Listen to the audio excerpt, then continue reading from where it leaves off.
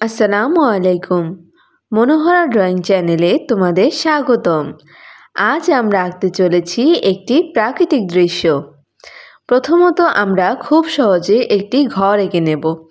দেখো, উপরের অংশে একটু ছোট করে দাগ কেটে নিলাম এবং নিচের অংশটায় কিন্তু একটু বড় করে দাগ কেটে নিলাম।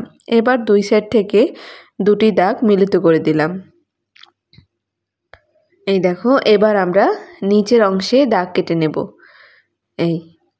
এবার আমরা দুই সাইডে দাগ কেটে নেব। এই দেখো, খুব সহজে কিন্তু আমাদের ঘর আঁকা হয়ে যাচ্ছে। এখন নিচের অংশে আমরা একটু দাগ কেটে নেব এবং এই তো আমাদের প্রায় ঘর আঁকা কমপ্লিট। এবার আমরা ঘরের মধ্যকার অবস্থায় একটি দরজা দিয়ে নেব। এই যে এখন কিন্তু আমরা জানলা এঁকে নেব ঘরের। এই যে উপরে একটু নিচে একটু এই জানলা এঁকে নিলাম, দাগ কেটে নিলাম। এই যে এবার কিন্তু আমাদের ঘরটি সম্পূর্ণভাবেই তৈরি। এবার আমরা দূরে থাকা কিছু গাছপালার জন্য একটি লাইন এঁকে নেব। এই যে স্কেলের সাহায্যে একটি লাইন এঁকে নিলাম। এবার সুন্দর করে গোল গোল করে কিছু গাছ এঁকে নিলাম এবং দুই সাইডে দুটি গাছপালা এঁকে নিলাম। এবার আমরা কিন্তু রাস্তা এঁকে নিলাম এবং রাস্তার সামনে থাকা কিছু ফুল এঁকে নিলাম। এই যে ছোট্ট বাচ্চারা কিন্তু একদম খুব সহজে এরকম দৃশ্য অঙ্কন করতে পারবে। তোমরা যারা আমার চ্যানেলটিকে এখনও সাবস্ক্রাইব করোনি তারা মনোহরা ড্রয়িং চ্যানেলটিকে অবশ্যই সাবস্ক্রাইব করে এসো এবং পাশে থাকা বেল আইকন বাটনটিকে অন রাখবে, যাতে আমার ভিডিও আপলোড হওয়ার সাথে সাথে তোমরা তার নোটিফিকেশন পেয়ে যাও।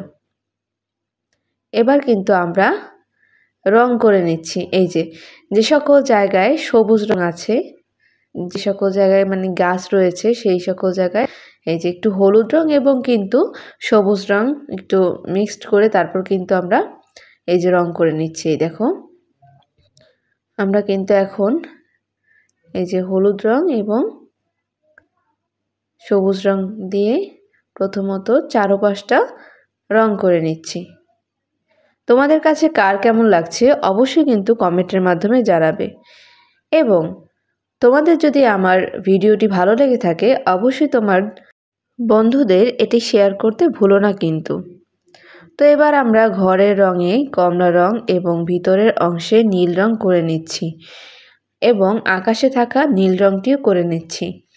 আমরা এবার গাছের ডালগুলোতে খয়েরি রং এবং ঘরের নিচে খয়েরি রং করে নিচ্ছি এবং রাস্তাটি রং করে নিচ্ছি। এই তো এবার আমরা ফুলগুলো রঙে একটু ঢেকে গিয়েছিল, এখন আমরা কিন্তু সেটি উপর থেকে মার্কার থেকে আমরা কিন্তু সেটি এঁকে নিয়ে এবার আমরা রং করা শুরু করছি।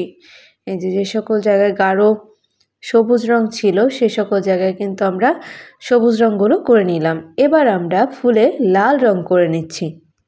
তোমরা কিন্তু খুব সহজেই এভাবে প্রাকৃতিক দৃশ্য অঙ্কন করতে পারো। আল্লাহ হাফেজ।